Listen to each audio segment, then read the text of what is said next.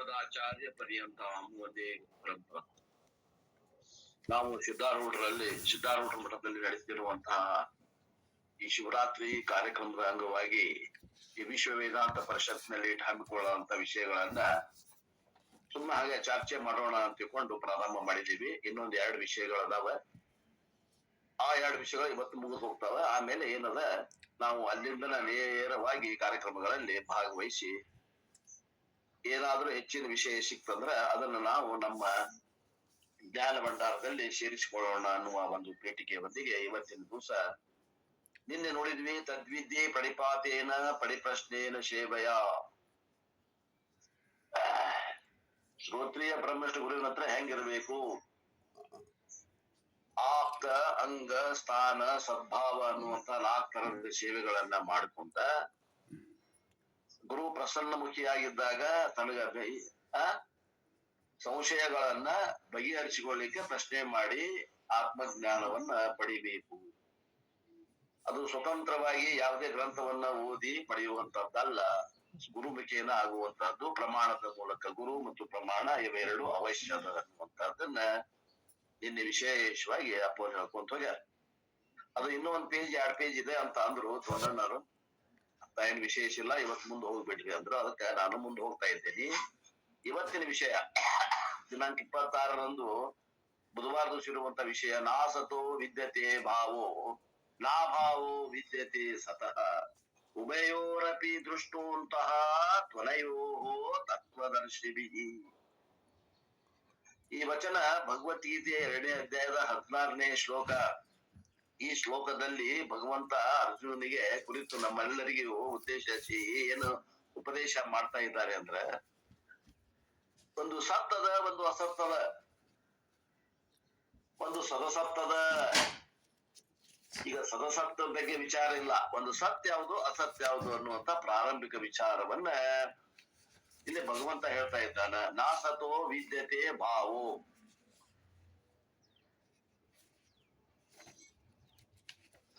ಅಸತ್ ಭಾವ ನ ವಿದ್ಯತೆ.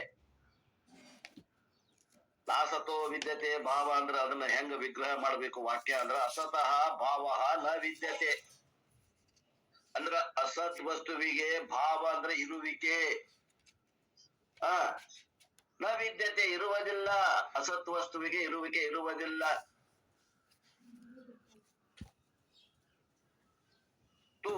ಮತ್ತು ಸತಃ ಅಭಾವ ನ ವಿದ್ಯತೆ. ಸದ್ವಸ್ತುವಿಗೆ ಅಭಾವವೆಂಬುವುದು ಇರುವುದಿಲ್ಲ, ಅದು ಯಾವಾಗ್ಲೂ ಇರ್ತದ. ಸದ್ವಸ್ತು ಯಾವಾಗ್ಲೂ ಇರ್ತದ, ಅಸದ್ ವಸ್ತು ಯಾವಾಗ್ಲೂ ಇರುವುದಿಲ್ಲ.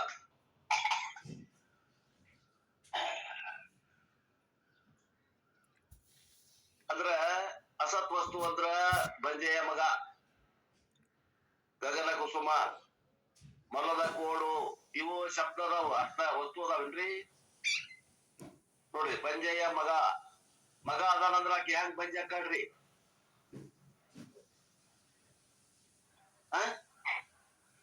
ಬಂಜೆ ಆಗುದಿಲ್ಲ ಆಕಿ. ಮಕ್ಕಳು ಹಡಿಲಾರ್ದವ್ರು ಬಂಜೆ ಅಂತಾರ. ಮತ್ತ ಬಂಜೆಯ ಮಗ ಅಂದ್ರೆ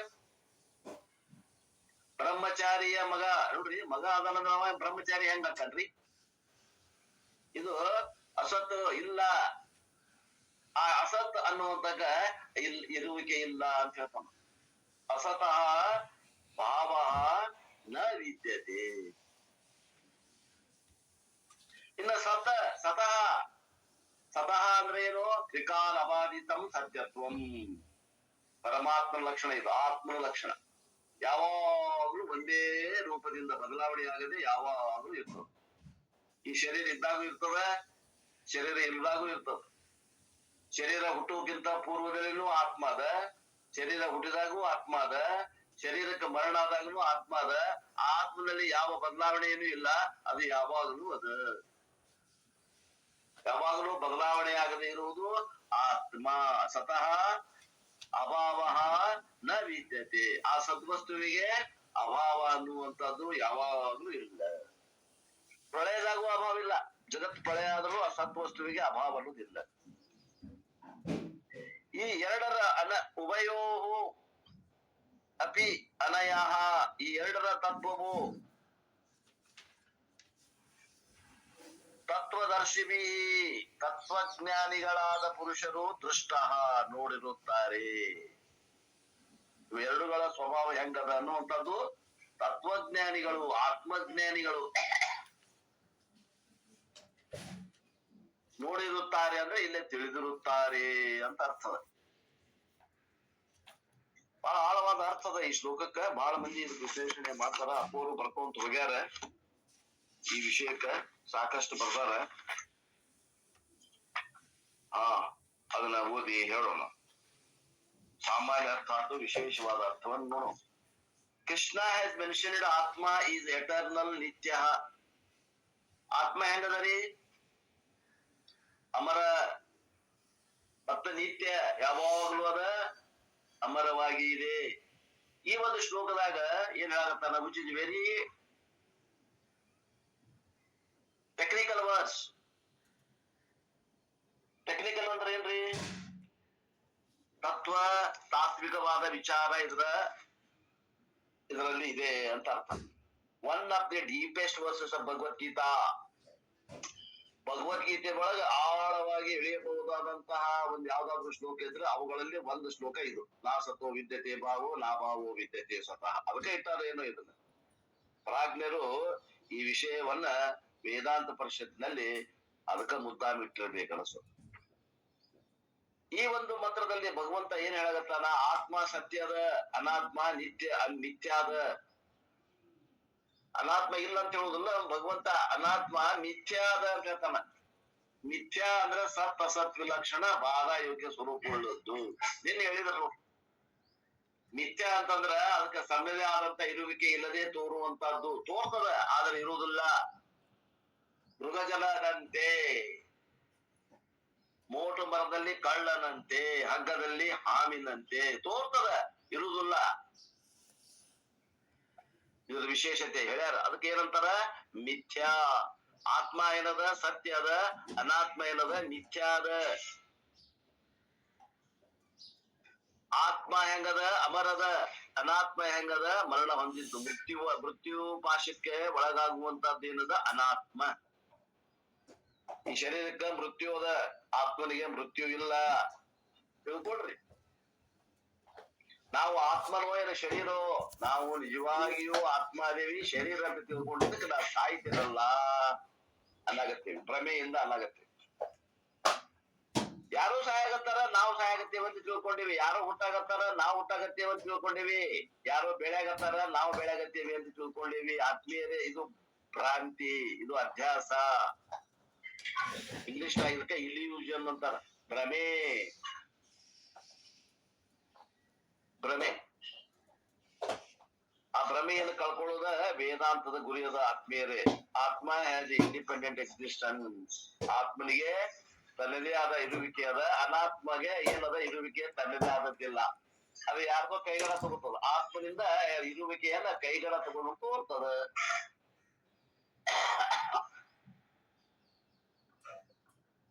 ಈ ಅರ್ಥವನ್ನ ನಾವು ಬಹಳ ಆಳವಾಗಿ ಅಭ್ಯಾಸ ಮಾಡೋಣ ಅಂತ ಅಪ್ಪೋರು.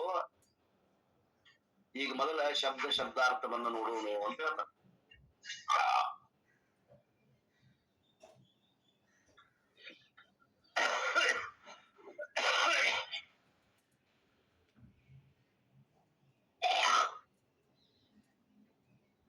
ಪ್ರತಿಯೊಂದು ವಸ್ತುವಿಗೆ, ಜಗತ್ತಿನಲ್ಲಿ ಪ್ರತಿಯೊಂದು ವಸ್ತುವಿಗೆ ತನ್ನದೇ ಆದಂತಹ ಒಂದು ಸ್ವರೂಪ ಅದ. ಆ ಸ್ವರೂಪ ಯಾವಾಗ್ಲೂ ಅದು ಬಿಟ್ಟು ಆ ವಸ್ತು ಇರುವುದಿಲ್ಲ. ಅದಕ್ಕೆ ಏನಂತೇವೆ ನಾವು? ಪಾರಮಾರ್ಥಿಕ ಸ್ವರೂಪ ಅಂತೀವಿ. ಪಾರಮಾರ್ಥಿಕ ಸ್ವರೂಪ. ಆ ಸ್ವರೂಪವನ್ನು ಬಿಟ್ಟು ಆ ವಸ್ತು ಎಂದೂ ಇರುವುದೇ ಇಲ್ಲ. ಅದಕ್ಕೆ ನಿಜವಾದ ಸ್ವರೂಪ ಅಥವಾ ಪಾರಮಾರ್ಥಿಕ ಸ್ವರೂಪ ಅಥವಾ ಯಥಾರ್ಥ ಸ್ವರೂಪ ಅಥವಾ ಯಥಾರ್ಥ ಇರುವಿಕೆ ಅಂತ ಹೇಳ್ತೀವಿ. ಆದ್ರಿಂದ ಪ್ರತಿಯೊಂದು ವಸ್ತುವಿಗೆ ಕೆಲವೊಂದು ತನ್ನದೇ ಆದಂತಹ ಸ್ವಭಾವ ಅದ. ಇನ್ನು ಕೆಲವು ವಸ್ತುಗಳಿಗೆ ಏನದ? ಬೇರೆಯವರ ಕಡೆಯಿಂದ ಕೈಗಳ ತಗೊಂಡು ತೋರಿಸುವಂತಹ ಸ್ವಭಾವ ಅದ. ಅದು ಇರುವಿಕೆಯನ್ನ ಬೇರೆ ಕಡೆಯಿಂದ ಪಡೆದುಕೊಂಡು ತೋರ್ತದ. ಅದಕ್ಕೆ ಏನಂತೀವಿ ನಾವು? ಮಿಥ್ಯಾ ಅಂತೇವಿ. ನೋಡ್ರಿ, 40 ವರ್ಷ ವೇದಾಂತ ಅಭ್ಯಾಸ ಮಾಡಿರ್ತಾರ, ಮಿಥ್ಯಾ ಅನ್ನೋ ಶಬ್ದದ ಅರ್ಥ ಗೊತ್ತಿರೋದಿಲ್ಲ. ಸ್ವಲ್ಪ ತಿಳ್ಕೊಳ್ರಿ. ನಿನ್ನೆ ಏನ್ ಹೇಳಾಕತ್ತಿದ್ರು ಬೀದರಪ್ಪ ಅವರು, ಕೊಡ ಅಂತಾನ, ಎಲ್ಲೈತು ಕೊಡ ಮುಟ್ಟಿ ನೋಡು ಅಂದ್ರ ಮಣ್ಣ ಮುಟ್ತಾನ, ಕಂಟಾರ ಮುಟ್ತಾನ, ಕೊಡದ ಕಂಟಾರ ಮುಟ್ತಾನ, ಕೊಡದ ಪಟ್ಟಿಯರ ಮುಟ್ತಾನ, ತಳಾರ ಮುಟ್ತಾನ, ಕೊಡ ಅಂತಾನ. ಕೊಡ ಎಲ್ಲೈತೋ ಮಣ್ಣ ಐತಿ ಅಂತಂದ್ರ ಕೊಡ ಅಂತ. ಮತ್ ಇದಕ್ಕೇನ್ ಅನ್ಬೇಕ್ರಿ? ಮಾಯೆ ಅನ್ಬೇಕು, ಭ್ರಮೆ ಅನ್ಬೇಕು? ಕೊಡ ಇಲ್ಲ ಅಲ್ಲೇ ಮಣ್ಣ ಐತಿ. ಆ ಮಣ್ಣಿಗೆ ಒಂದು ನಾಮ ಒಂದು ರೂಪ ಸೇರ್ಸ್ಯಾರ ಅಷ್ಟ. ಆ ನಾಮ ರೂಪ ಸೇರೋದ್ಲೆ ಇವಾಗ ಏನಾಗ್ಬಿಟ್ಟೈತಿ? ಕೊಡ ಕೊಡ ಅನ್ನುವಂಥದ್ದು ಭ್ರಮ ಆಗೈತಿ. ಆ ಮಣ್ಣಿಗೆ ಒಂದು ನಾಮ ಇದ್ರೆ ಏನು? ಕೊಡ ಅನ್ನುವಂತ ನಾಮ. ಘಟ ಏನದ? ಬುದ್ಧಾಕಾರ ಏನದ? ಹೊಟ್ಟೆ ಡುಮ್ಮ, ಕಂಠ ಸಣ್ಣ ಆಕಾರ ಏನ್ ಮಾಡ್ಯಾರಂದ ಅದಕ್ಕೆ ಏನಂತಾರ? ರೂಪ. ಆ ರೂಪ ಘಟ, ಆ ಮಣ್ಣಿಗೆ ಒಂದು ನಾಮ ಒಂದು ರೂಪ ಕೊಟ್ಟಾಗ ಅದು ಕೊಡ ಅನಿಸ್ಕೊಂತ. ಕೊಡ ಅನ್ನೋದು ಇಲ್ಲೇ ಇಲ್ಲ, ವಾಚಾರ ಮಾಡದ. ಹಂಗ ಈ ಮಾಯೆ ಅನ್ನೋದು ಏನದ? ಇದು ಇಲ್ಲವೇ ಇಲ್ಲ, ಆದ್ರೂ ತೋರ್ತದ. ತೋರದ್ ಬಿಟ್ಟಿಲ್ಲ, ವಿಚಾರ ಮಾಡಿದ್ರ ಅದು ಇಲ್ಲ. ನೋಡ್, ಕೊಡ ಎಲ್ಲೈತಿ ತೋರಿಸ್ಪ. ಇಲ್ಲೈತಲ್ರಿ, ಮುಟ್ಟಿ ನೋಡು, ಅದು ಮಣ್ಣ ಅದ. ಮತ್ ಕೊಡ ಅಂತೀಯಲ್ಲ.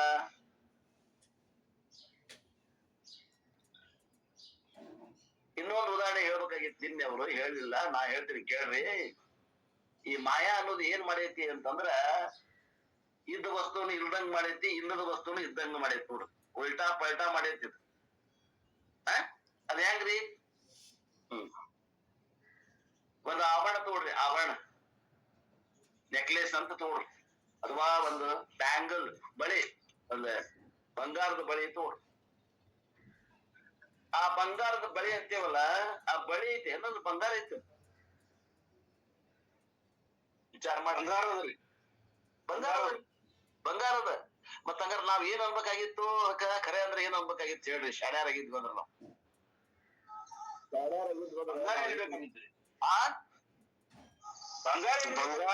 ಬದ್ಲಿ ಅಲ್ಲಲ್ಲ, ಬಂಗಾರ ರೂಪದ ಬಳೆ. ಬಂಗಾರ ರೂಪದ ಬಳೆ, ಬಂಗಾರದ ರೂಪದ ಬಳೆ ಅಂತ. ಬಂಗಾರ ಅಲ್ಲ, ಬಳೆ ರೂಪದ ಬಂಗಾರ ಅನ್ಬೇಕಾಗಿತ್ತು ನಾವು. ಕರೆಕ್ಟ್. ಬಳೆ ಬಂಗಾರಕ್ಕ ಅಲ್ಲಿ ಏನದ? ಇರು ವಸ್ತು ಏನದ? ಆಬ್ಜೆಕ್ಟ್ ಏನದ? ಬಂಗಾರ ಐತಿ. ಆ ಬಂಗಾರ ಎಂತ ಬಂಗಾರ ಐತಿ? ಅದು ನೆಕ್ಲೆಸ್ ಅಥವಾ ಬಂಗಾರದ ಬಳಿ ಆಕಾರದ ಬಂಗಾರ, ಅಥವಾ ನೆಕ್ಲೆಸ್ ಆಕಾರದ ಬಂಗಾರ ಅನ್ಬೇಕಾಗಿತ್ತು ನಾವು. ಏನಂತೀವಿ ನೋಡ್ರಿ? ನಮ್ದ ಉಲ್ಟಾ ಪಲ್ಟಾ ಮಾಡೈತಿ. ಇದ್ದದನ್ನ ಇಲ್ದಂಗ್ ಮಾಡೈತಿ, ಇಲ್ಲದನ್ನ ಇದ್ದಂಗ ಮಾಡೈತಿ. ಅದು ಮಾಯಿ.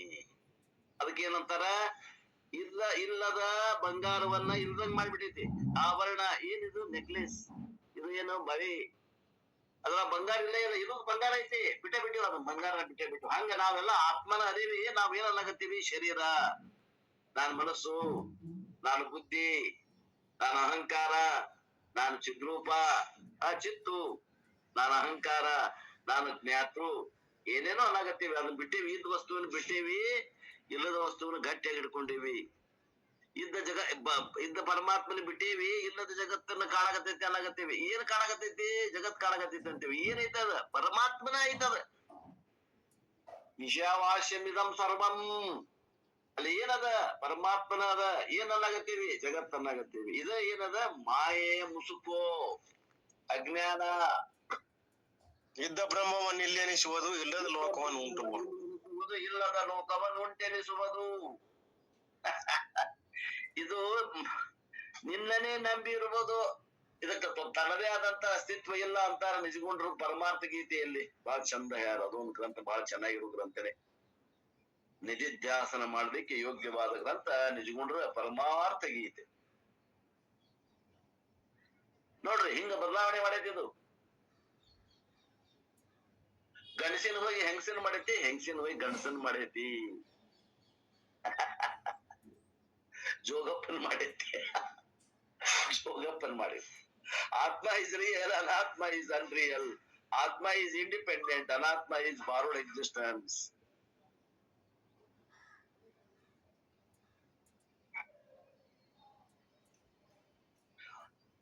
One object has got an intrinsic nature, independent existence. The other object has got dependent existence, borrowed existence.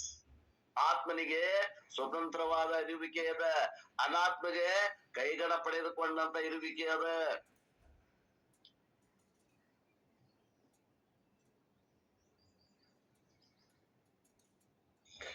ಸಂಸ್ಕೃತದಾಗ ಆ ಸ್ವಾಭಾವಿಕವಾದ ಧರ್ಮಕ್ಕ ಏನಂತಾರು?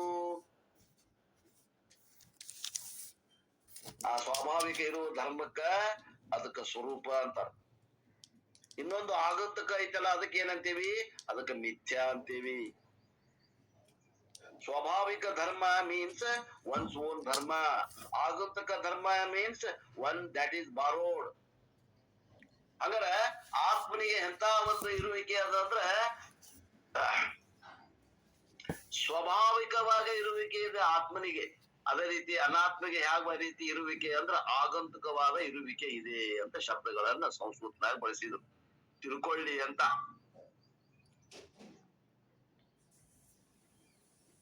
ತಿಳ್ಕೊಳ್ರಿ, ಇದು ಆತ್ಮ ಅನಾತ್ಮ ವಿವೇಕದಾಗ ಈ ಶಬ್ದಗಳು ಇವು ನಮಗ ಆ ಶಬ್ದಗಳು ಹೇಳುತ್ತೇನ ಆ ಅರ್ಥದಲ್ಲಿ ಮನಸ್ಸು ಆಕಾರ ಆಗ್ಬೇಕು. ಅದಕ್ಕೆ ಇಷ್ಟೆಲ್ಲ ಗುಜಾಡಾಗತ್ತಾವ ಗುರುಗಳು. ಮತ್ತ ಈ ಸ್ವರೂಪ ಏನೈತಲ್ಲ, ಇದು ಯಾವಾಗ್ಲೂ ಆ ವಸ್ತುವಿನ ಬಿಟ್ಟು ಹೋಗುದಿಲ್ಲ, ತಿಳ್ಕೊಡ್ರಿ. ಯಾವಾಗ್ಲೂ ಆ ವಸ್ತುವಿನ ಹತ್ರ ಆ ಸ್ವಭಾವ ಇದ್ದ ಇರ್ತದ. ಆಗಂತಕ ಏನಿರ್ತೈತಲ್ಲ ಅದು ಇರುದಿಲ್ಲ. The intrinsic nature is permanent, incident nature is temporary. ಯಾವ್ದು ಮಿಥ್ಯಾ ಅದ ಅದು ಶಾಶ್ವತ ಇರ್ಲಿಕ್ಕೆ ಸಾಧ್ಯ ಇಲ್ಲ. ಈ ಶರೀರ ಮಿಥ್ಯಾ ಅದ, ಅದು ಶಾಶ್ವತ ಇರುವುದಿಲ್ಲ. ಅದು ಪ್ರಾರಬ್ಧ ಅನುಗುಣವಾಗಿ ಅದು ಹುಟ್ಟದ, ಸಾಯ್ತದ. ಆದ್ರ ಆತ್ಮ ಏನದ? ಆತ್ಮ ಯಾವಾಗಲೂ ಬದಲಾವಣೆ ಆಗದ ಇರ್ತದ. ಯಾಕ? ಅದ್ರ ಇರುವಿಕೆ ಏನದ? ಅದ್ರ ಸ್ವತಂತ್ರವಾದಂತ ಸ್ವರೂಪ ಇದು. ಒಂದು ತಿಳ್ಕೊಳಕ ಒಂದು ಉದಾಹರಣೆ ಹೇಳ್ತೀವಿ ಅಂತ ಅಪ್ಪ. Suppose we have kept a vessel with water and we want to make it hot water. ಒಂದು ಗಡಿಗೆ ತಗೊಂಡೇವಿ ಅಥವಾ ಒಂದು ಪಾತ್ರೆ ತಗೊಂಡೇವಿ, ಅದರ ನೀರ್ ಹಾಕೇವಿ, ಆ ನೀರನ್ನ ಬಿಸಿ ಮಾಡ್ಬೇಕು ಅಂತೀವಿ. ಅಲ್ಲಿ ಏನದ? ಬೆಂಕಿ ಅದ. ಆ ಬೆಂಕಿ ಮ್ಯಾಗ ಆ ಪಾತ್ರೆ ಇಡ್ತೇವಿ. ಆ ಪಾತ್ರೆ ಒಳಗೆ ನೀರದ. And imagine you light up the fire. ಅವಾಗ ನೀವು ಅದನ್ನ ಆ ಬೆಂಕಿಯನ್ನ ಅಲ್ಲೇ ಉರಿಸ್ತೀರಿ. ಈಗ ಏನಾಗ್ತದ? ಆ ಪಾತ್ರೆ ಒಳಗಿನ ನೀರು ನಿಧಾನವಾಗಿ ಕಾಯ್ತದ. ಆ ಪಾತ್ರೆ ಕಾಯ್ತದ, ಪಾತ್ರೆಗೆ ಇಟ್ಕೊಂಡಂತ ನೀರು ಕಾಯ್ತದ. ನೀವು ಪಾತ್ರೆಯನ್ನ ಕಾಸಾಗತ್ತೀರಿ, ನೀರು ಬಿಸಿ ಆಗ್ತಾ ಇದೆ. ಪಾತ್ರೆ ಕೂಡ ನೀರನ್ನು ಬಿಸಿ ಆಗತ್ತದ. ಪಾತ್ರೆ ಬಿಸಿ ಆಗಾಗತ್ತದ, ಆ ಪಾತ್ರೆ ಒಳಗಿನ ನೀರು ಬಿಸಿ ಆಗಾಗತ್ತದ. ಈಗ ಆ ಪಾತ್ರೆಯೊಳಗ ಆ ನೀರಿನೊಳಗ ಒಂದ್ ಏನಾದ್ರು ಕಾಯಿಪಲ್ಯ ಅಥವಾ ಏನಾದ್ರು ತಿನ್ನುವಂತ ವಸ್ತು ನೀವು ಹಾಕಿದ್ರಿ ಅಂದ್ರ ಈಗ ಆ ಕಾಯಿಪಲ್ಯನು ಕೂಡ ಬಿಸಿ ಆಗ್ತದ. The vegetable is hot because not because of the nature. ಈಗ ಅದ್ರೊಳಗ್ ಕಾಯಿಪಲ್ಯ ಹಾಕಿರಲ್ಲ, ಅದು ಬಿಸಿ ಆಗೈತಲ್ಲ, ಅದು ಆಗಂತಕ ಸ್ವರೂಪ ಏನ? ಅದ್ರದ್ದು ಯಥಾರ್ಥ ಸ್ವರೂಪ ಬಿಸಿಯಾಗಿದ್ದು ಕಾಯಿಪಲ್ಯ ಆಗಂತಕದ. ಆಗಂತಕ ಅಂದ್ರ ಸತ್ಯ ಅಂತಿರೋ ಅದು ಮಿಥ್ಯಾ ಅಂತಿರೋ? ಮಿಥ್ಯಾ. The vegetable is hot because not because of the nature but because it is in contact with water. Water is hot because the vessel is hot. ಈಗ ಆ ಬಿಸಿ ನೀರ್ ಬಿಸಿ ಅದ, ಅದು ಸ್ವರೂಪ ಅಂತ ಬಿಸಿ ಐತೋ ಇಲ್ಲ ಆಗಂತಕ ಬಿಸಿ ಐತೋ? ವಿಚಾರ ಮಾಡ್ರಿ. ಆಗಂತಕ ನೀರ. ಈಗ ಅದು ಪಾತ್ರೆ ಅದಲ್ಲ, ಪಾತ್ರೆ ಅದು ಅದ್ರ ಸ್ವರೂಪನೇ ಬಿಸಿ ಐತೋ ಏನದು ಆಗಂತಕ ಬಿಸಿ ಐತೋ?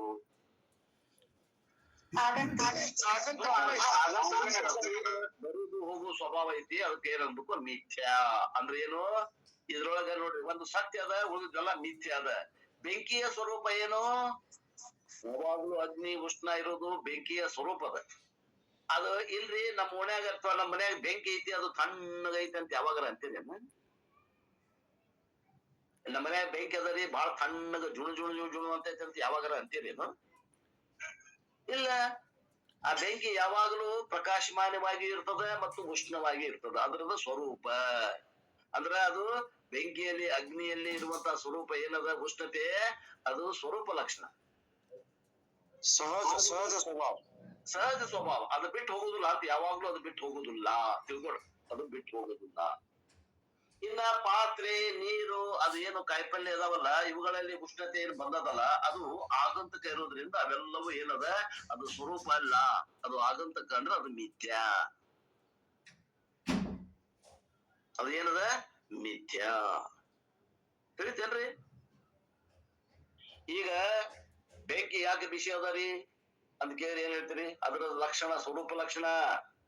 ಬೆಂಕಿ ಬಿಸಿ ಇರುವುದು ಅದ್ರ fire is hot because it is fire, and so therefore vegetable enjoy the heat, and incidental property borrowed from water. Water enjoys the heat is incidental property because it is borrowed from the vessel. Vessel enjoys the heat, it is incidental property because it is borrowed from the fire. Fire enjoys the heat as an intrinsic property as it is nature. ಹಂಗ ಆತ್ಮನಲ್ಲಿ ಇರುವಂತಹ ಇರುವಿಕೆ ಏನದ, ಅದು ಸ್ವತಂತ್ರ ಗುಣ ಅದ.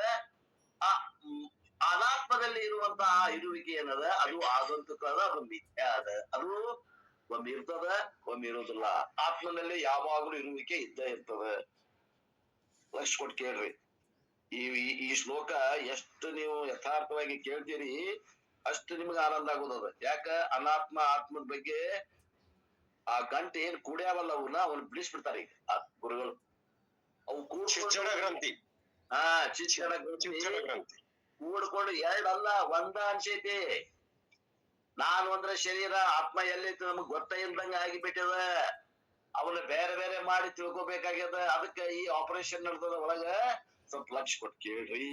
So therefore heat is a fire is intrinsic whereas the vessel is incidental. ಆ ಪಾತ್ರೆ ಬಿಸಿ ಆಗ್ಯದ, ಆ ನೀರು ಬಿಸಿ ಆಗ್ಯದ, ಆ ನೀರಲ್ಲಿ ಹಾಕಿದ ಕಾಯಿಪಲ್ಯ ಬಿಸಿ ಆಗ್ಯದ. ಇದೆಲ್ಲ ಮಿಥ್ಯ ಅದ. ಆದ್ರ ಅಗ್ನಿ ಬಿಸಿ ಅದ, ಇದು ಸ್ವರೂಪ.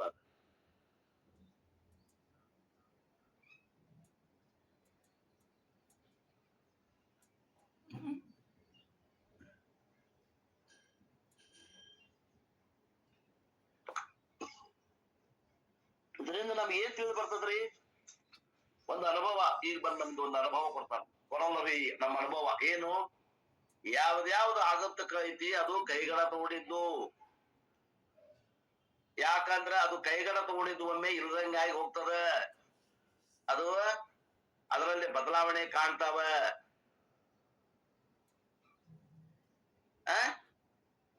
ಅದು ನಾಶ ಆಗ್ತದ.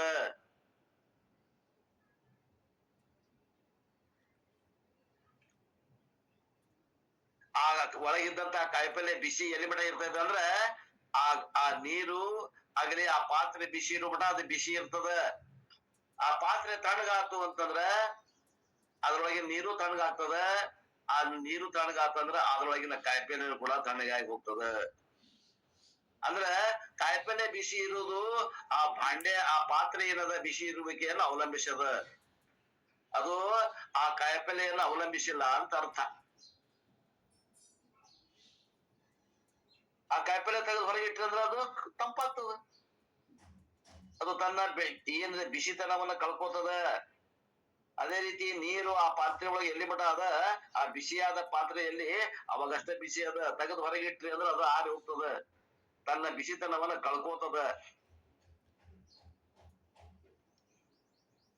ಆ ಒಂದು ಪಾತ್ರೆಯನ್ನ ಅಗ್ನಿಯಿಂದ ಸಂಪರ್ಕದಿಂದ ದೂರ ಮಾಡ್ರಿ, ಅದು ಪಾತ್ರೆಯನ್ನು ತಣ್ಣಗಾಗ್ತದ, ಆ ಬಿಸಿತನವನ್ನ ಕಳ್ಕೋತದ.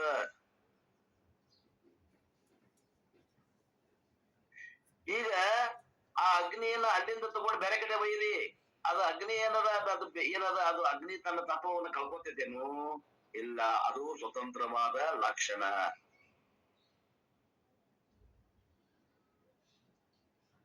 ಈಗ ಒಂದು ಊರ ಐತಿಪ್ಪ, ಸೈಬೇರಿಯಾ ಅಂತ ಒಂದು ಊರದ.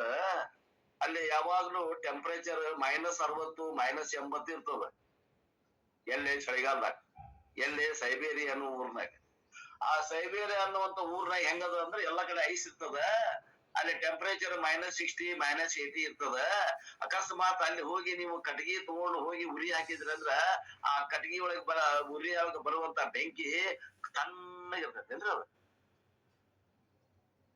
ಇಲ್ಲ, ಬೆಂಕಿ ಸ್ವರೂಪ ಯಾವಾಗ್ಲೂ ಬಿಸಿನೇ. ಅಲ್ಲಿ ಟೆಂಪರೇಚರ್ 70, 80, -70 ಇರ್ಲಿ, -80 ಇರ್ಲಿ, ಆ ಅಗ್ನಿ ಯಾವಾಗ್ಲೂ ಅದು ತನ್ನ ಸ್ವರೂಪವನ್ನು ಕಳ್ಕೊಳ್ಳೋದಿಲ್ಲ. ಯಾವಾಗ್ಲೂ ಅದು ತನ್ನ ಸ್ವರೂಪದಾಗ ಇರ್ತದ. ಬೆಂಕಿ ಯಾವಾಗ್ಲೂ ಬಿಸಿನೇ ಇರ್ತದ.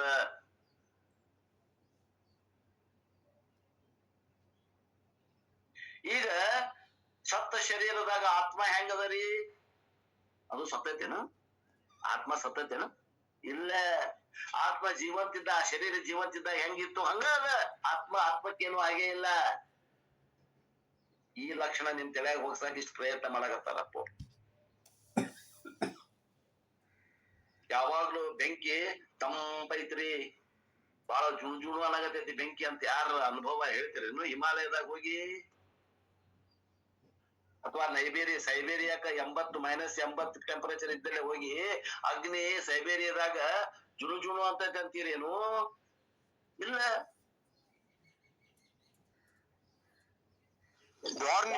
ಹುಟ್ಟುಗುಣ. Why does not the fire lose the heat? ಯಾಕದ ಅಗ್ನಿ ತನ್ನ ಬೆಂಕಿತನವನ್ನ ಕಳ್ಕೋವಲ್ದು, ಅಗ್ನಿಯಲ್ಲಿ ಉಷ್ಣತೆಯನ್ನು ಕಳ್ಕೋವಲ್ದು ಅಂತ ಕೇಳಿ ಏನ್ ಹೇಳ್ತೀರಿ? ಯಾಕಂದ್ರ ಅದು ಸ್ವರೂಪ ಲಕ್ಷಣ ಐತದು ಬೆಂಕಿ ಅನ್ನೋದು.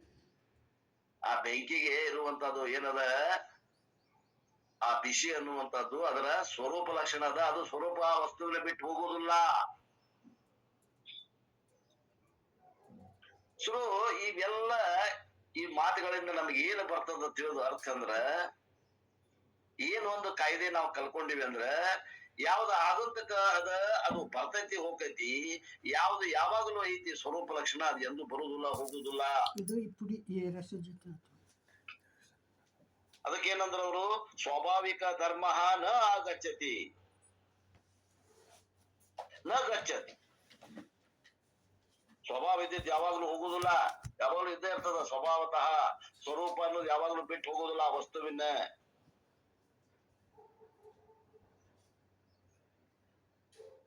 ಮತ್ತೆ ಯಾವ್ದು ಆಗತ್ತಕ್ಕ ಐತಿ ಅದು ಬರ್ತದ ಹೋಗ್ತದ. ಯಾವುದು ಸ್ವರೂಪತಃ ಐತಿ ಅದು ಬರುವುದಿಲ್ಲ ಹೋಗುದಿಲ್ಲ, ಯಾವಾಗ್ಲೂ ಇರ್ತದ. ಯಾವ್ದು ಆಗಂತಕ ಐತಿ ಅದು ಬರ್ತೈತಿ ಹೋಗ್ತೈತಿ ಅಂತ ಒಂದು ಅನುಭವವನ್ನ ತಂದುಕೊಟ್ರು ಅಪ್ಪೋ. ನಾವು let us take anything that is perishable in the world. ಈ ಜಗತ್ನಾಗ ಯಾವ್ಯಾವ ವಸ್ತುಗಳು ಹಾಳಾಗಿ ಹೋಗ್ತಾವ ಇವತ್ತಿಂದ ನಾಳೆಗೆ ಅಂತ ಯಾವ್ದೇ ಒಂದು ವಸ್ತುನು ತಗೊಳ್ರಿ, ಒಂದ್ ವಸ್ತು ತಗೊಳ್ರಿ.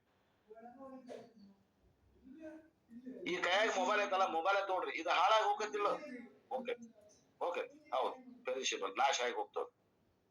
Impermanent thing in the world, ಇದು ಈ ಜಗತ್ನಾಗ ಶಾಶ್ವತವಾಗಿರುವಂತ ವಸ್ತು ಅಲ್ಲ ನೋಡ್ರಿ mobile. An impermanent thing enjoys existence for some time. ಮತ್ತೆ ಇದು ಇರುವಿಕೆಯನ್ನು ಅನುಭವಿಸುತ್ತಿಲ್ಲೋ ಕೆಲವೊಂದು ಸಮಯ. ಈಗ ಇದು ಕಂಪನಿಯಾಗ ತಯಾರಾಗಿದ್ದ 100 ವರ್ಷ 4 ವರ್ಷ ಇದು ಇರುವಿಕೆಯನ್ನು ಅನುಭವ ಮಾಡ್ತದೆ ಇರ್ತದೆ. Whatever exists for a limited period of time is called impermanent. ಒಂದು ನಿಗದಿತ ಕಾಲಾವಧಿ ಒಳಗ ಅದು ಕಾರ್ಯನಿರ್ವಹಿಸ್ತೈತಿ. ಅದಕ್ಕೆ ಏನಂತೇವೆ ನಾವು? ಅಶಾಶ್ವತ ವಸ್ತು ಅಂತೇವಿ. ಅದು ಶಾಶ್ವತವಾಗಿರುವುದಿಲ್ಲ, ಕೆಟ್ಟ ಹೋಗ್ತದ. ಯಾವ್ದೋ ಫಂಕ್ಷನ್ ಅದನ್ನ ಕೆಟ್ಟ ಹೋಗ್ತದ, 2-3 ವರ್ಷ ಆದ್ಮೇಲೆ ಕೆಟ್ಟ ಹೋಗ್ತದ. ಅದು ಇದೇ ರೀತಿ ಇರುತ್ತದೆ. The body is called impermanent because between the date of birth and date of death it exist. ಈ ಶರೀರಕ್ಕ ಏನಂತಾರ? ಇದು ಅಶಾಶ್ವತ ಅಂತಾರ. ಈ ಶರೀರ ಏನೈತಲ್ಲ ಕುಂತೈತಿ 70-80 kg ಶರೀರ, ಈ ಸ್ಥೂಲ ಶರೀರ ಏನದ ಇದು ಹುಟ್ಟಿದಾಗಿಂದ ಹಿಡಿದು ಸಾಯುವ ಮಠ ಏನಾಗ್ತದೆ ಅಂತಾರ, ಇದು ಬದಲಾವಣೆ ಹೊಂದದ. ಬದಲಾವಣೆ ಹೊಂದ್ಕೊಂತ ಒಮ್ಮೆ ಇಲ್ಲದಂಗಾಗಿ ಹೋಗ್ತದ, ಬದಲಾವಣೆ ಹೊಂದದ. ಷಡ್ ಭಾವ ವಿಕಾರಗಳದಾವ ಈ ಶರೀರಕ್ಕ. ಆದ್ದರಿಂದ ಇದು ಶಾಶ್ವತ ಅಲ್ಲ, ಅಶಾಶ್ವತ.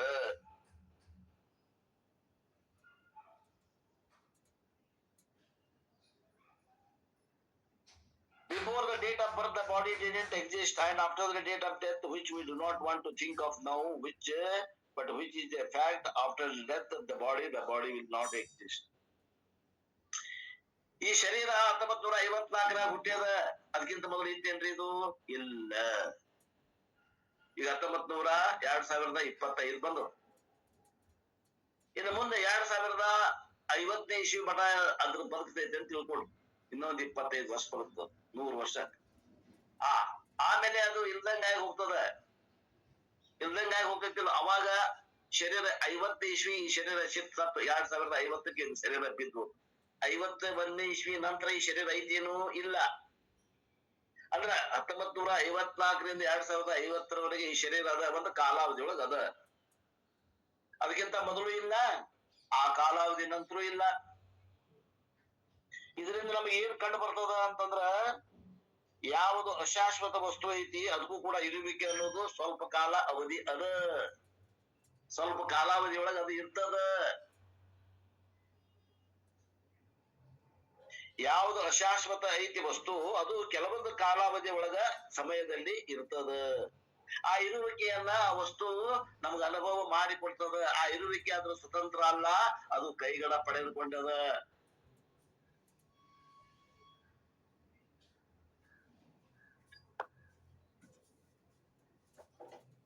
If that is true, now let us apply that law. All these impermanent things enjoy existence.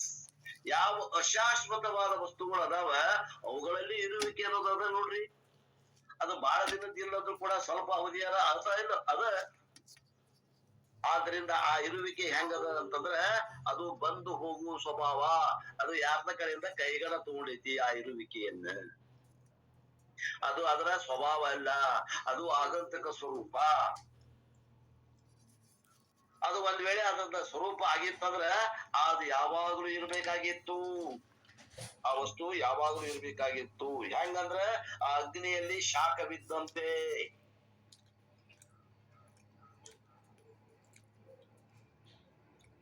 The very fact that the impermanent things enjoy the existence for some time indicates that it is not an intrinsic property. ಕೆಲವೊಂದು ಕಾಲಾವಧಿಯಲ್ಲಿ ಆ ವಸ್ತು mobile ಅನ್ನೋದು ಇರ್ತೈತಿ ಅನ್ನುವಂಥದ್ದು ಏನ್ ಸೂಚಿಸ್ತೈತಿ, ಆ ಕಾಲಘಟ್ಟದಲ್ಲಿ ಮಾತ್ರ ಇರ್ತದ ಅಂದಾಗ ಆ ವಸ್ತು ಕಾಲಕ್ಕ ಸೀಮಿತವಾಗಿ ಐತಿ ಅಂದ್ರ ಅದರಲ್ಲಿ ಇರುವಿಕೆ ಅನ್ನುವಂಥದ್ದು ಶಾಶ್ವತ ಅಲ್ಲ, ಅದು ಎಲ್ಲೋ ಕೈಗಾರ ತಗೊಳ್ಳೈತಿ. ಆದ್ರೆ ಇದರಿಂದ ನಮಗೆ ಏನ್ ತಿಳಿದು ಬರ್ತದ ಅಂತಂದ್ರ, all important things do not have existence as their nature. ಜಗತ್ತಾಗ ಎಲ್ಲಾ ವಸ್ತುಗಳಿಗೆ ತಮ್ಮದೇ ಆದಂತಹ ಸ್ವತಂತ್ರವಾದ ಇರುವಿಕೆ ಇಲ್ಲ. ಯಾಕಂದ್ರೆ ಎಲ್ಲ ವಸ್ತುಗಳು ನಾಶ ಆಗಿರ್ತಾವ. ಕೆಲವೊಂದು ಕಾಲಘಟ್ಟದಲ್ಲಿ ಇರ್ತಾವ, ಆ ಕಾಲಘಟ್ಟದಲ್ಲಿ ಮುಗೀತು ಅಂದ್ರೆ ಅವು ನಾಶ ಆಗ್ತವೆ. All impermanent things do not have existence as their nature. ಆ ಇರುವಿಕೆ ಅನ್ನುವಂಥದ್ದು ಅಶಾಶ್ವತವಾದ ವಸ್ತುಗಳಲ್ಲಿ ಕಾಯಂ ಇಲ್ಲ, ಕೆಲವೊಂದಿಷ್ಟು ಅವಧಿ ಮಾತ್ರ ಅದ. Then what exists they have got borrowed existence. ಅವುಗಳ ಇರುವಿಕೆ ಎಂತಾದ ಅಂದ್ರೆ ಅದು ಕೈಗಳ ಪಡೆದುಕೊಂಡ ಇರುವಿಕೆ ಅದ, ಅದು ಸ್ವಲ್ಪ ಅವಧಿ ಮಾತ್ರ ಇರ್ತದ. ಲೈಕ್ ಅವರ ಮೇಕಪ್ ಬ್ಯೂಟಿ. ಈಗ ಮೇಕಪ್ ಅಂತ ಸೆಂಟರ್ ಬಂದಾವ, ಅಲ್ಲೇ ಹೋಗಿ ಸ್ತ್ರೀಯರು ಮೇಕಪ್ ಮಾಡ್ಕೋತಾರೆ, ಸೌಂದರ್ಯವರ್ಧಕಗಳನ್ನ ಹಚ್ಕೋತಾರೆ, ಲೇಪನ ಮಾಡ್ಕೋತಾರೆ. ಅದು ಶಾಶ್ವತ ಏನೋ, ಅದು ಅಶಾಶ್ವತ. ಅದು ಅಶಾಶ್ವತ, ಅದು ಸ್ವರೂಪ ಅಲ್ಲ, ಆಗಂತಕ. ಆ ಇರುವಿಕೆ ಎಲ್ಲ ಅದು ಕೈಗಳ ತಗೊಳ್ಳೋದ, ಆ ಪೇಂಟಿಂದು. You will understand better. The makeup beauty is natural beauty or borrowed beauty. ಈ ಮೇಕಪ್ ಹೋದು ಇದು ನಿಜವಾದ ಸೌಂದರ್ಯನೋ ಕೈಗಳ ತಗೊಂಡ ಸೌಂದರ್ಯನೋ? ಕೈಗಳ ಪಡೆದುಕೊಂಡ ಸೌಂದರ್ಯ ಅಂದ್ರೆ ನಿಜವಾದ ಸೌಂದರ್ಯ ಅಲ್ಲ. Makeup beauty is made up of beauty. How long beauty is ಅದು ಎಷ್ಟು ದಿವಸ ಇರ್ತದೆ? As long as makeup is there, you go to a person's house without warning and see the original condition at home. You will not recognize them. Teeth itself is not there. It all starts from there. ಮನೆಗೆ ಹೋಗಿ ನೋಡ್ರಿ, ಆ makeup ಇದ್ದವ್ರು ಹೆಂಗದಾರ, makeup ಇದ್ದವ್ರು ಹೆಂಗದಾರ, ವ್ಯತ್ಯಾಸವನ್ನ ಗುರುತಿಸ್ರಿ. ಅವ್ರ ಮನೆಗೆ ಹೋಗಿ ನೋಡಿದಾಗ ಅಲ್ಲ ಇರುದಿಲ್ಲ ಅಂತ. ಕಾಳಿದಾಸ ಇನ್ನು ಸೌಂದರ್ಯ Lahari Shakuntala, by describing Shakuntala he says, ಅವ ವರ್ಣನೆ ಮಾಡ್ಯಾನ ಶಕುಂತಲಾ ಕಾದಂಬರಿ ಒಳಗ ಕಾಳಿದಾಸ. ಹಿಮೀವಾಪಿ ಮಧುರ ನಾಮ ಮಂದನಾಮ ನಾ ಕೀರ್ತನಂ. Shakuntala was only with the barks there, not the silken one from Nalli or which ornaments, the other things from Kanchipuram. All those things were not there. But then she says, a real beautiful body, those things are not important. They alone add the beauty, just as the lotus is beautiful even when it is surrounded by mushy water. Anyway, let us come back to our topic. ಶಕುಂತಲಾದ ಸೌಂದರ್ಯವನ್ನ Kalidasa ತನ್ನ ಕಾದಂಬರಿ ಶಕುಂತಲಾ ಅನ್ನುವಂತ ಕಾದಂಬರಿ ಒಳಗೆ ವರ್ಣನೆ ಮಾಡ್ಯಾನಂತ. ಆಕೆಯಲ್ಲಿ ನಿಜವಾದ beauty ಇತ್ತು, ಅದು ಏನದ ಆಗಂತುಕ ಸೌಂದರ್ಯ ಇರ್ಲಿಲ್ಲ ಅನ್ನೋದನ್ನ ವರ್ಣನೆ ಮಾಡ್ತಾನೆ. ಇರ್ಲಿ, ನಮ್ಗೆ ಆ ವಿಷಯ ಬೇಕಾಗಿಲ್ಲ. ನಮಗೆ ಏನ್ ಬೇಕಾಗೈತೆ ಅಂದ್ರೆ ಒಂದು ಸ್ವರೂಪ, ಒಂದು ಆಗಂತುಕ ಬೇಕಾಗಿ. ಒಂದು ಸ್ವರೂಪ ಯಾವಾಗ್ಲೂ ಇರುವುದು, ಒಂದು ಆಗಂತುಕ ಅದು ಮಿಥ್ಯ ಇರುವುದು, ಇದು ಹೇಳ್ಬೇಕಾಗಿ. Any important thing doesn't enjoy existence as its real nature. Any impermanent thing, ಯಾವ್ದು ಅಶಾಶ್ವತ ವಸ್ತು ಅದ, ಅದು ಇರುವಿಕೆಯನ್ನ ತನ್ನದೇ ಸ್ವತಂತ್ರವಾದ ಇರುವಿಕೆಯನ್ನ ಅನುಭವಿಸುವುದಿಲ್ಲ. ಅದು ಕೈಗಡ ಪಡೆದುಕೊಂಡಂತ ಇರುವಿಕೆಯನ್ನ ಪಡೀತದ. ಯಾಕೆ ತಗಲಲ್ಲ ಅಗಲ ಹೇಳಾಕತ್ತಾರ್ರಿ? ಅಲ್ಲಿ ಏನೋ ಮಜಾ ಐತಿ.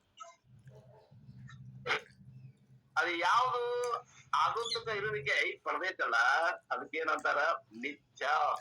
ಆ ಮಿಥ್ಯ ಅನ್ನೋದು ಹೇಳ್ಬೇಕಾಗಿತ್ತು ಇಷ್ಟ, ಮತ್ತೊಂದು ಏನಿಲ್ಲ. ಬಹಳ ಮಂದಿಗೆ ಮಿಥ್ಯ ತಿಳಿದಿರಲ್ಲ. ಮಿಥ್ಯ ಅಂದ್ರೆ ಸುಳ್ಳು ಅಂತಾರ. ಅಲ್ಲ, ಸುಳ್ಳು ಅಲ್ಲ.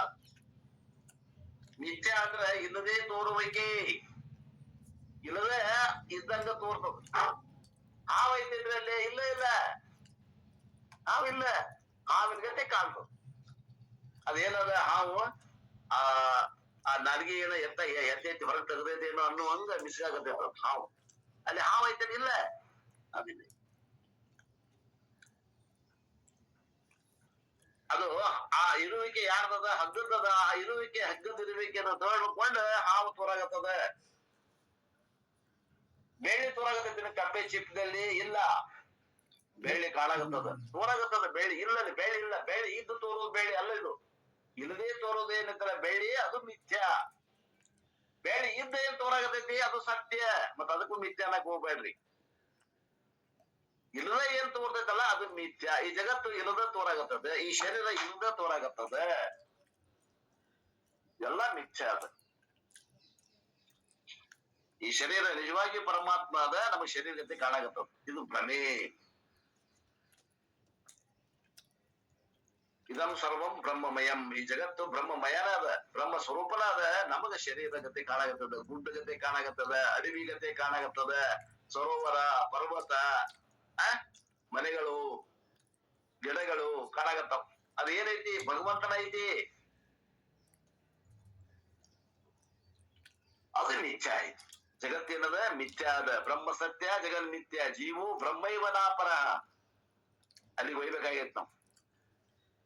ಅಲ್ಲಿ ಏನೈತಿ? ಮಣ್ಣ ಐತಿ, ಕೊಣ ಅನ್ನಗತ್ತಿ. ಕೊಣ ಇಲ್ಲೋ ಮರಯ, ಕಾಣಾಗತ್ತೈತಿ ನಿನಗೆಲ್ಲ. ಕೊಣ ಅಲ್ಲದು. ನೀ ಏನ್ ಮುಟ್ಟಿ ನೋಡ್ತೀವಿ? ಮಣ್ಣ ಐತಿ, ನೋಡು, ಮುಟ್ಟಿ ನೋಡು. ಹಂಗ ವೇದ ಪ್ರಮಾಣ ಅನ್ನುವಂತ ಅನುಭವದಿಂದ ನೋಡು. ನಿನಗೆ ಏನ್ ಕಾಣ್ತೈತಿ ಅಂದ್ರೆ ಎಲ್ಲಾ ಕಡೆ ಬ್ರಹ್ಮನ ಅದ ಅಂತ ಕಾಣ್ತದ. ಎಲ್ಲ ಕೊಣಗಳಲ್ಲಿ ಮಣ್ಣೆ ಕಂಡಂತೆ ಜಗತ್ತಿನಲ್ಲಿ ಬ್ರಹ್ಮವೇ ತೋರುತ್ತದೆ. ವೇದಾಂತ ಡಿಮ್ ಡಿಮ ಡಂಗುರ ಇದೆ, ವೇದಾಂತದ ಡಂಗುರ ಅದ. ಚೆನ್ನಾಗೇನ್ರ ಸ್ವಲ್ಪ ಬದಲಾವಣೆ ಆಗತೈತೇನ್ರಿ? ಇಷ್ಟ ಹೇಳಾಗತ್ತದಕ್ಕೆ ಏನ್ರ ಬದಲಾವಣೆ ಅನ್ಸಾಗತೈತೇನು? ಜಗತ್ ಇಲ್ಲದ ತೋರಾಗತೈತಿ, ಇದು ಪರಮಾತ್ಮನ ಐತಿ. ಅಂಗದಲ್ಲಿ ಹಾವು ಕಂಡಂತೆ ಈ ಬ್ರಹ್ಮದಲ್ಲಿ ಜಗತ್ತು ಕಾಣಾಗತ್ತದ. ತಲಿ ಬದಲಾವಣೆ ಆಗ್ತೈತಿ, ತಲಿ ಒಳಗಿಂದ ಬದಲಾವಣೆ ಆಗಿಲ್ಲ ಇನ್ನ.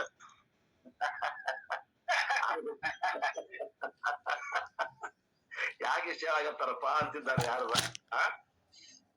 ಮೈ ಗಾಡ್. ಅದು ಒಂದ್ ವೇಳೆ ಆದ್ರೆ ಜ್ಞಾನಿಗಳ ನೀವೆಲ್ಲ. ಮತ್ತೆ ಎಲ್ಲರದು ಆಸ್ತಿನ ಐತೆ. ಇದು ಯಾಕೆ ಹೇಳಾಗತ್ತೀನಿ ನಾನು ಎಲ್ಲರದು ಆಸ್ತಿ ಅಂತ? ಎಲ್ಲರಿಗೂ ತಿಳ್ಕೊಳಕ್ ಸಾಧ್ಯ ಅದ. ಇದಕ್ಕಿಂತ ಇನ್ನು ಹೆಚ್ಚಿಗೆ ಹೆಂಗ್ ಹೇಳ್ಬೇಕು ಹೇಳ್ರಿ? ಹೇಳಾಕ್ರಿ ಹೆಂಗ್ ಬರ್ತದೆ? ಇದಕ್ಕಿಂತ ಹೆಚ್ಚಿಗೆ ತಿಳಿಸ್ಕೊಟ್ಟು ಹೇಳ್ರಿ ಅಂದ್ರೆ ಯಾರಕ್ಕೆ ಯಾಕೆ ಬರ್ತೈತಿ ಹೇಳ್ರಿ? That is called ಮಿಥ್ಯಾ. ಮಿಥ್ಯಾ is unreal. ಇಲ್ಲದೆ ತೋರ್ತದ ಮಿಥ್ಯಾ ಅಂದ್ರ. So the definition of Maya, the definition of unreality is anything that doesn't have its own existence as real nature, but it enjoys existence only by borrowing, whereas whatever is permanent enjoys existence as its what nature, the intrinsic nature. ಇಲ್ಲಿಂದ ಏನರ್ಥ ಅಂದ್ರ, ಯಾವ ವಸ್ತು ನಿಜವಾಗಿಯೂ ಮಿಥ್ಯಾ ಅಂದ್ರೆ ಏನಂದ್ರ ಆ ಇರುವಿಕೆ ಇಲ್ಲದೇನೆ ತೋರ್ತದಲ್ಲ ಅದು ಮಿಥ್ಯಾ. ಆ ಇರುವಿಕೆಯನ್ನ ಅನುಭವಿಸತ್ತಲ್ಲ ಅದು ಕೈಗಡ ಪಡೆದುಕೊಂಡಂತ ಇರುವಿಕೆ. ಮತ್ತೆ ಯಾವ್ದು ಶಾಶ್ವತ ವಸ್ತು ಐತಿ ಆ ಬ್ರಹ್ಮ ಮಂದೇ ಶಾಶ್ವತವಾಗಿರುವ ವಸ್ತು. ಅದು ಇರುವಿಕೆ ಅದರದ್ದು ಸ್ವತಂತ್ರದ. ಆ ಆ ಬ್ರಹ್ಮ ವಸ್ತುವಿಗೆ ಇರುವಿಕೆಯಾಗಿ ಮತ್ತೊಂದು ವಸ್ತುವಿನ ಅವಲಂಬಿಸಿಲ್ಲ. ಬ್ರಹ್ಮನ ಇರುವಿಕೆ, ಪರಮಾತ್ಮನ ಇರುವಿಕೆ ಸ್ವತಂತ್ರದ. ಜಗತ್ತಿನಲ್ಲಿ ಇರುವಂತಹ ವಸ್ತುಗಳ ಇರುವಿಕೆ ಆ ಭಗವಂತ ತತ್ವವನ್ನು ಅವಲಂಬಿಸಿಕೊಂಡು ತೋರ್ತಾ ಇರೋದ ಅದಕ್ಕೆ ಮಿಥ್ಯಾ ಅನ್ನುತ್ತಾರೆ. ಹಂಗಾರೆ ಜಗತ್ತಿನಲ್ಲಿ ಏನ ತೋರಾಗತ್ತೆ? ಜಗತ್ತು ಇಲ್ಲವೇ ಇಲ್ಲ. ಅದೇನದ? ಪರಮಾತ್ಮನೇ, ಏಕಮೇವ ಅದ್ವಿತೀಯ ಬ್ರಹ್ಮ. ಏಕಂ ಏವ ಅದ್ವಿತೀಯ ಬ್ರಹ್ಮ. ಸ್ವಗತ ಸಜಾತಿ ವಿಜಾತಿ ಭೇದ ರಹಿತವಾದ ಪರಮಾತ್ಮನೇ ಒಬ್ಬನೇ ಇದ್ದಾನೆ. ಇದೇ ಜ್ಞಾನ.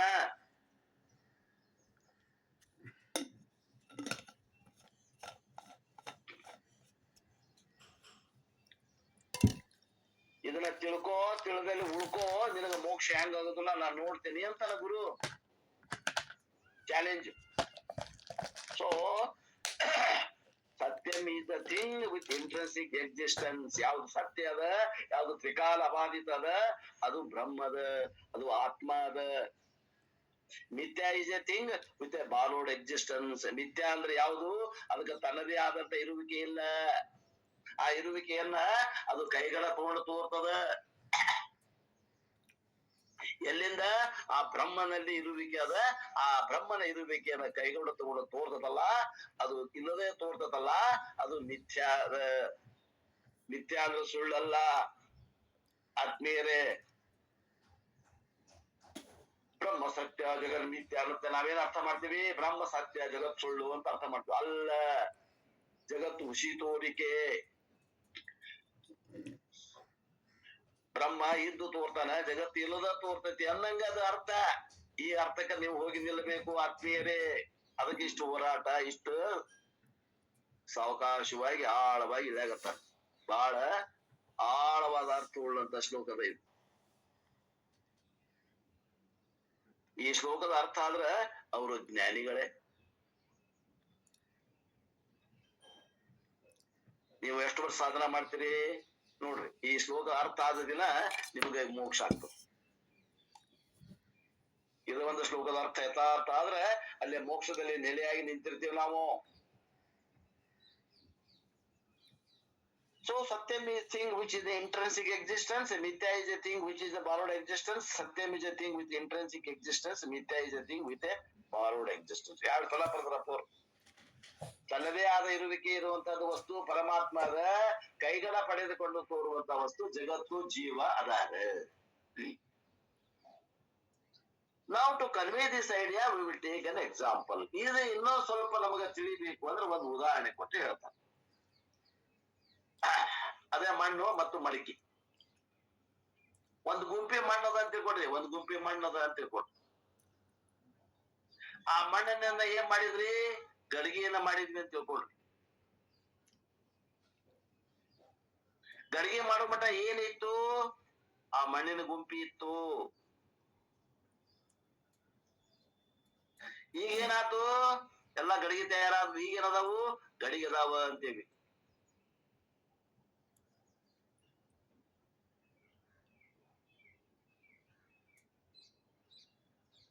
ಈ ಮಣ್ಣಿದ್ದ ಗಡಿಗೆ ಐತೇನ್ರಿ? ಆ ಮಣ್ಣಿನ ಗುಂಪಿಯಾಗ ಗಡಿಗೆ ಐತೇನು? ಅವಾಗ ಮಣ್ಣಿನ ಗಡಿಗೆ ಮಣ್ಣಿನ ಗುಂಪಿಯಾಗ ಗಡಿಗೆ ಐತೇನು?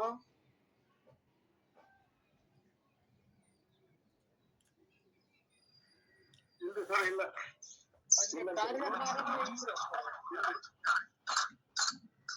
ಕಾರಣ ಇಲ್ರಿ. ಅಲ್ಲ, ಮಣ್ಣು ತಯಾರ ಮಣ್ಣಿನ ಗುಂಪಿ ಐತಿ, ಕಲ್ಸಿವಿ, ಮಣ್ಣಿನ ಗುಂಪಿ ಮಾಡಿ ಇಟ್ಕೊಂಡಿವೆ. ಅದರಿಂದ ಗಡಿಗೆ ತಯಾರು ಮಾಡ್ತಾನ ನಾವು ಕುಂಬಾರ ಬಂದು. ಆ ಮಣ್ಣಿನಾಗ ಗಡಿಗೆ ಐತೇನು ಇಲ್ಲೋ? ಮಣ್ಣ ಗಡಿಗೆ ಐತ್ರಿ ಜರ. ಇಲ್ರಿ ಸರ್, ಗಡಿಗೆ ಇಲ್ರಿ. ಒಬ್ರು ಇಲ್ಲ ಅಂತಾರ, ಒಬ್ರು ಐತಿ ಅಂತಾರ.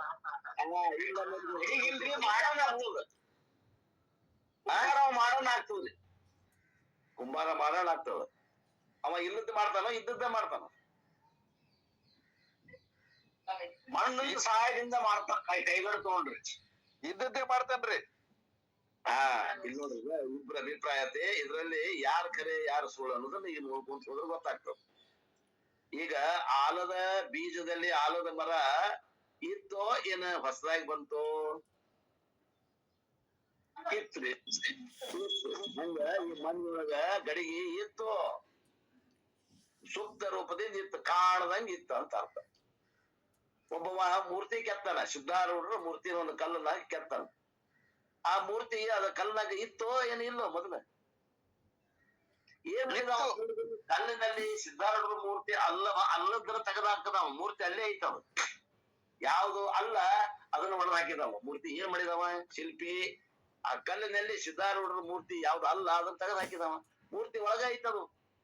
ಆ ಮೂರ್ತಿ ಹೊರತುಪಡಿಸಿ ಉಳಿದೆಲ್ಲ ತೆಗದ್ ಇಷ್ಟ ತೆಗದವ. ಮೂರ್ತಿ ಕಡದ ಅಂದ್ರೆ ಏನ್ ಮಾಡಿದವ? ಕಡದ ಯಾವ್ದು ಅಲ್ಲ ಅದನ್ನ ತೆಗೆದ್ ಹಾಕದವ. ಮೂರ್ತಿ ಅಲ್ಲೇ ಅದ, ತಿಳ್ಕೊಳ್ರಿ. The lump of clay is converted into a pot. Until now, if somebody asks whether the pot is there or not, what did I say? There is no pot. ಗಡಿಗೆ ಹುಟ್ಟೋಕ್ಕಿಂತ ಮೊದಲ ಆ ಗುಂಪಿ ತೋರಿಸಿ ಇದ್ರ ಗಡಿಗೆ ಐತೇನಪ್ಪಾ ಅಂದ್ರೆ ಇಲ್ಲ ಅಂತೇಳಿ. And afterwards the clay is shaped into a pot. Now what do you say? Now there is a pot. ಅವ ಕುಂಬಾರ ಬಂದು ಅದ ಮಣ್ಣು ತಗೊಂಡು ಗಡಿಗೆ ಮಾಡಿದ. ಈಗ ಗಡಿಗೆ ಇದೆ ಅಂತೇವಿ. ಮೊದಲು ಇಲ್ಲ ಅಂದವ್ರು ಈಗ ಇದೆ ಅಂತೇವಿ.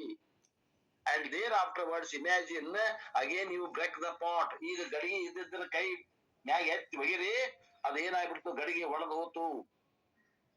ಅವಾಗ ಗಡಿಗೆ ಇಲ್ಲದಂಗ the pot loses its existence. Now you can say that there is no pot. ಈಗ ಏನಂತೀರಿ? ಈಗ ಗಡಿಗೆ ಇಲ್ಲ. ಮೊದಲು ಗಡಿಗೆ ಇದ್ದಿದ್ದಿಲ್ಲ, ಅದು ಗಡಿಗೆ ಒಡದ ಮ್ಯಾಗೂ ಗಡಿಗೆ ಇಲ್ಲ. ಗಡಿಗೆ ಇದ್ದಾಗ ಬಂದ್ ಮಧ್ಯದ ಕಾಲದಲ್ಲಿ ಗಡಿಗೆ ಇತ್ತು.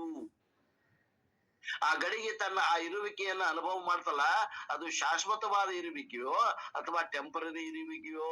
ಅದು ಟೆಂಪರರಿ ಇರುವಿಕೆ. ಅದು ಸ್ವತಂತ್ರವಾದ ಇರುವಿಕೆಯೋ? ಅದು ಈ ಕೈಗಳ ತೋಡಿತ್ತು ಗಡಿಗೆ.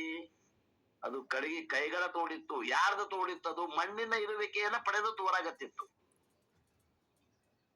ಆ ಗಡಿಗೆ ಆ ಇರುವಿಕೆಯನ್ನ ಗಡಿಗೆ ಇದೆ ಅಂತ ಏನದಲ್ಲ, ಆ ಮಣ್ಣಿನ ಇರುವಿಕೆಯನ್ನ ತಗೊಂಡು ಗಡಿಗೆ ತೋರಾಗತ್ತಿತ್ತು. Is it intrinsic or borrowed existence? ಅದೇನು ಸ್ವರೂಪ ಲಕ್ಷಣನೋ ಏನೋ ಆಗಂತಕ ಲಕ್ಷಣ? ಗಡಿಗಿರುವಿಕೆ ಅಂದ್ರೆ ಆಗಂತಕ ಲಕ್ಷಣ. Pot enjoyed a temporary existence and it was borrowed existence. Borrowed from where? Borrowed from where? From clay. Clay alone lends existence to the pot. ಆ ಮಣ್ಣಿನ ಇರುವಿಕೆಯನ್ನ ಗಡಿಗೆಯ ಇರುವಿಕೆಯಲ್ಲಿ ಕಾಣ್ತೇವಿ. Whereas clay enjoys existence when? ಆ ಮಣ್ಣಿನಲ್ಲಿ ಇರುವಿಕೆ ಯಾವಾಗ ಬಂತು? ಅದು ಸ್ವಭಾವತಃ ಐತಿ. ಅದು ಇಂಟ್ರೆನ್ಸಿಕ್ ನೇಚರ್ ಅದ. ಅದು ಸ್ವರೂಪದಿಂದ ಇರುವಿಕೆ ಮಣ್ಣಿನೊಳಗೆ ಯಾವಾಗ್ಲೂ ಐತಿ ನೋಡ್ರಿ. ಮಣ್ಣಿನಲ್ಲಿ ಇರುವಿಕೆ ಹೆಂಗದ? ಸ್ವತಂತ್ರವಾಗಿ ಅದ. ಗಡಿಗೆಯಲ್ಲಿ ಇರುವಿಕೆ ಹೆಂಗದ? ಪರತಂತ್ರ ಅದ. ಆದ್ದರಿಂದ ಗಡಿಗೆಯಲ್ಲಿ ಇರುವಿಕೆ ಮಿಥ್ಯ ಅದ, ಆ ಮಣ್ಣಿನಲ್ಲಿ ಇರುವಿಕೆ ಸ್ವತಂತ್ರದ ಸತ್ಯ ಅದ.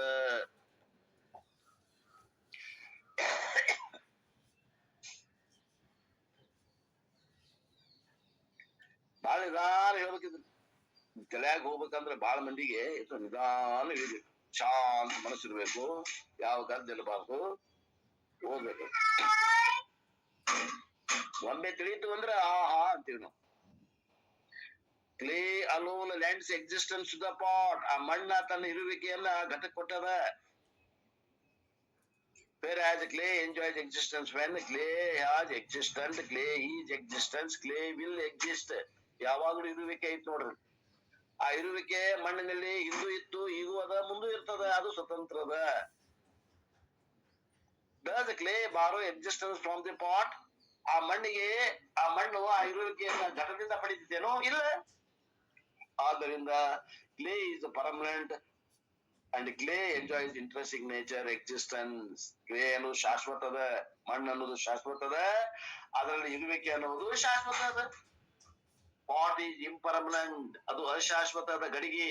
ಆ ಗಡಿಗೆಯಲ್ಲಿದ್ದ ಇರುವಿಕೆ ಕೂಡ ಅದು ಕೈಗಡ ಪಡೆದುಕೊಂಡಿದ್ದು ಆಗಂತಕ ಅದ. ಗಡಿಗೆಯಲ್ಲಿ ಇರುವಿಕೆ ಆಗಂತಕ ಅದ. ಆದ್ದರಿಂದ ಮಣ್ಣು ಒಂದು ಸತ್ಯ, ಗಡಿಗೆ ಅನ್ನೋದು ಮಿಥ್ಯ. ಗಡಿಗೆ ಅನ್ನೋದು ಮಿಥ್ಯ, ಮಣ್ಣು ಅನ್ನೋದು ಸತ್ಯ. This is Vedanta. Vedanta is over. ಇಲ್ಲಿ ವೇದಾಂತ ಮುಗಿದೋತ್. ಯಾರಿಗೆ ತಿಳಿತು ಅವ್ರಿಗೆ ಮುಗೀತು, ಯಾರಿಗೆ ತಿಳಿಲಿಲ್ಲ ನಾಳೆ ಬರ್ರಿ ಇನ್ನು ಹೇಳ್ತೀನಿ ಅಂತಾರಪ್ಪ ಅವರು. ಆ ವಿಷಯವನ್ನ ಮತ್ ನಾಳೆಗೆ ನೋಡೋಣ. ಇವತ್ತಿನ ಈ ವಾಕೃಪ ಸೇವೆಯನ್ನು ಗುರುಪಾದಕ್ಕೆ ಸಲ್ಲಿಸಿ ಮಧ್ಯಾಹ್ನ 3 ಗಂಟೆಗೆ ಮುಂದೆ ಇದನ್ನು